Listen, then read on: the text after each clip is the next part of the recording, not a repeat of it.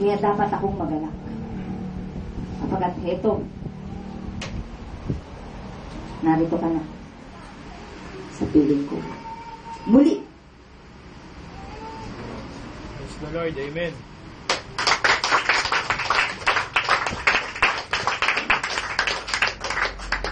At ano ang sabi ng salita ng Diyos? Ano ang sabi ng Diyos?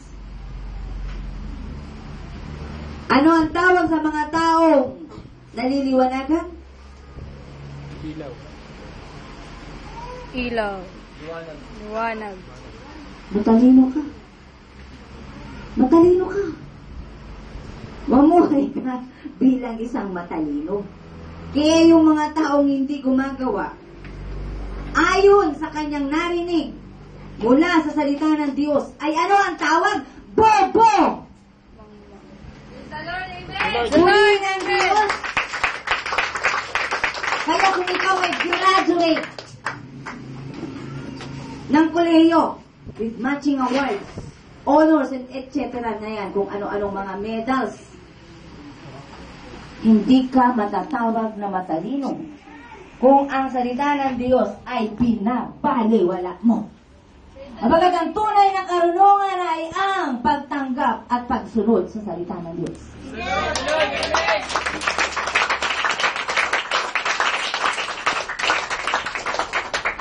Kaya huwag kayong magtaka kung ang isang tao hindi naman nakaabot ng isang mataas na pinag-aralan sa eskwelahan, ay gagamitin ng Diyos para siyang magayag ng kanyang salita. Ay sapagkat nais sabihin ng Diyos na ang tunay na karunungan ay galing sa Kanya. Praise the Lord! Amen!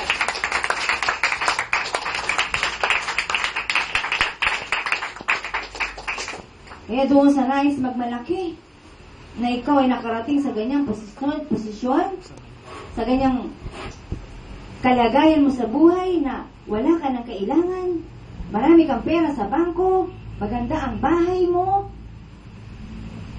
nasa iyo na lahat. Magyabang ka kung dala mo ang Diyos. Manasabi ng Diyos na sino mang nais magmalaki, wala siyang dapat ipagmalaki kundi ang Diyos. Praise the Lord! Amen!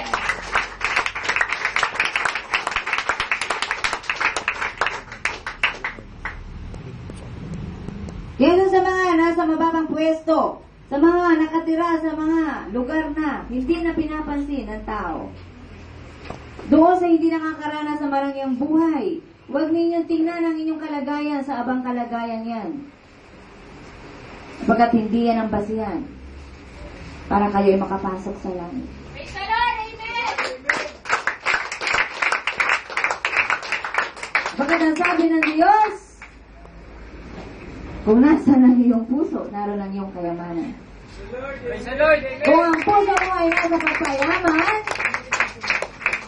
kung ang puso mo ay nasa paghanap ng kung ano-anong bagay sa paligid mo, yun ang kayamanan mo. Pero kung nasumpungan mo na ang Diyos, at yun ang nasa puso mo, at yun ang laman ng puso mo, at sino ang kayamanan mo? Ang Diyos ang tunay mong kayamanan. Praise the Lord! Amen! At higit kang mayaman kaysa iba. Abagat ang may-ari ng lahat ng bagay ay taglay-taglay mo. Ito sa mga magulang na walang may bigay sa anak, iwasan niyo magsalita ng wala tayo. Tigilan niyo na magsalita ng mahirap lang tayo. Abagat kung dala mo ang Diyos, pinakamayaman ka sa lahat. Ano ang gagawin mo? Sabihin mo sa anak mo, anak, humingi tayo sa tatay natin pareho. Abagat ang kailangan natin ay nasa Kanya. Abagat ang kailangan natin ay hihingin lamang natin kapag kailangan natin. Hindi tayo dapat mag-imbak. Abagat ang imbakan natin ay wala dito kundi nandun sa langit. Praise the Lord.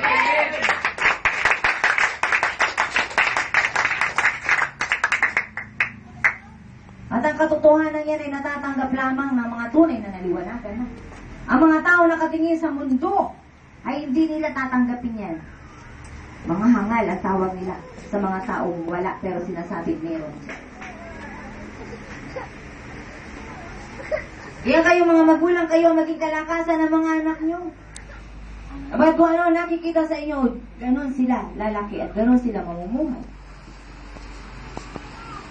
Pero sa gawain ito na ang mga magulang na may anak na narito, baka sila pa magsabi sa inyo, Ma, mayaman tayo. Ang kailangan lang natin ay gumising na. Abagat hindi natin matatanggap ang kayamanan yan kung tayo tutulog-tulog. Abagat kailangan ang kayamanan ay tatanggapin ng mga taong gising. Praise the Lord. Amen. Gising lamang ang pwede tumanggap ng kayamanan mula sa langit. Abagat ang taong gising ngayon, may pakiramdam. May pagkilos yan. At kikilos ka ayon sa faith mo. Praise the Lord. Amen. Ano ang faith mo? Umasa ka sa Diyos. Pagkagising sa umaga, magpasalamat ka na, Panginoon, salamat sa lahat ng ibibigay mo sa akin sa buong araw na ito. Kung ano man yun, bahala Diyos. Pero kailangan bang ikaw ay umupo lamang? Ano ang gagawin mo? Kumilos ka. Kung wala kang trabaho, lumakad ka. Panginoon, dalhin mo ako sa kung saan makikita ko ang trabaho ang kailangan ko. Panginoon, nagbigay ka ng tao na makakatulong sa akin para makita ko ang trabaho. Panginoon, bahala ka na kung paano ako magkakaroon ng hanap buhay. Basta ako'y nagtitiwala sa iyo. Gumising ka. Maligo ka. Kung may luluto, magluto ka. At pagkatapos mo magluto ay, tawagin mo ang mga kasama mo kumain kayo na may pasasalamat sa Diyos. Habang hinihintay mo ang iniinip mo mula sa Diyos.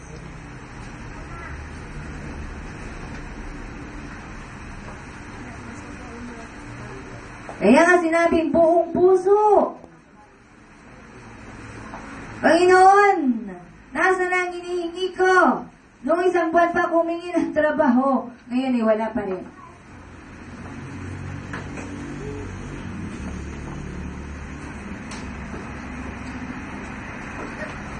Huwag na huwag niyong gagawin magtampo sa Diyos.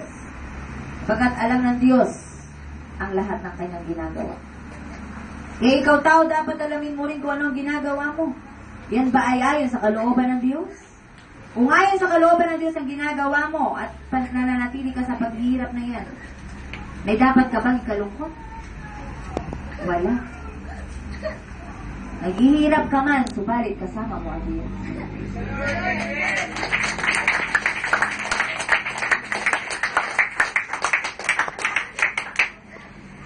Kaya dito, sa gawain ito, ay bubuksan ang isip nyo at ang puso ninyo para makapasok ang Diyos sa inyo. Maliban na buksan ang inyong puso at isipan, ay hindi makakapasok ang Diyos sa inyo. Sa bibig lamang yan na may Diyos ka. Apagkat kung dala mo, taglay mo sa puso at isip mo ang Diyos, di ka magrereklamo. At magaan mong dadalhin ang kahirapan araw-araw. Praise the Lord. Amen.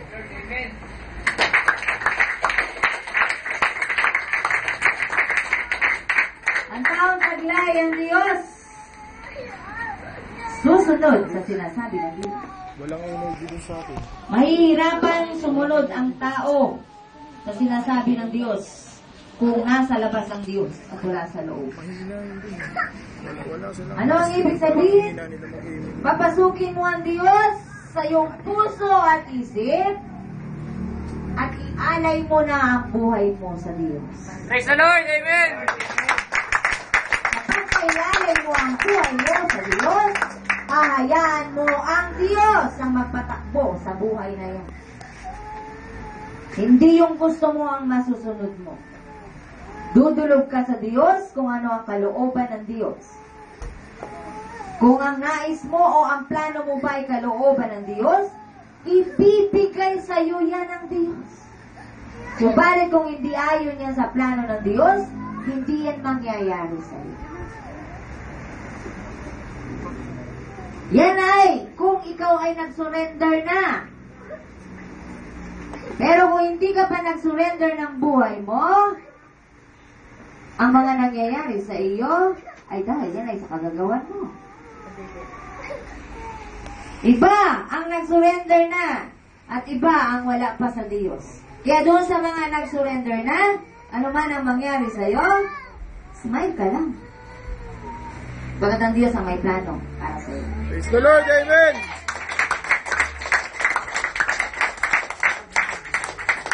At anong ibig sabihin ng pag-surrender? Ibibigay mo natural. Wala kang iiwan kahit ano. Yan ang ibig sabihin. Problema mo sa asawa mo, babaero? Hayaan mo. Ang Diyos ang bahala sa asawa mo. Gampanan mo ang pagiging mabuting may bahay mo. At magtiis ka. Abagat Diyos ang kumikilos, kasama ka. Praise the Lord, amen! Ano ang sabi ng Diyos?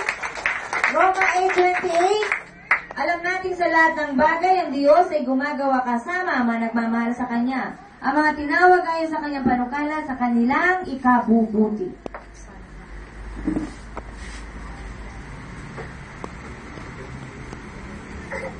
Kung mahal mo ang Diyos,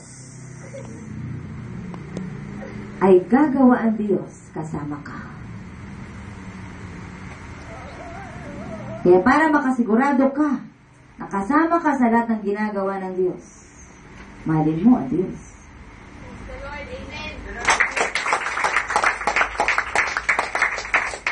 At paano mo mamahalin ang Diyos? Pagkakatiwalaan mo ang Diyos sa lahat-lahat ng mga nangyayari sa buhay. Kapagkat ang pagmamahal ay pagtitiwala. Hindi mo masasabing mahal mo ang isang taong mahal mo kung wala kang tiwala. Trust. Yun ang ingredient sa love. Praise the Lord! Amen!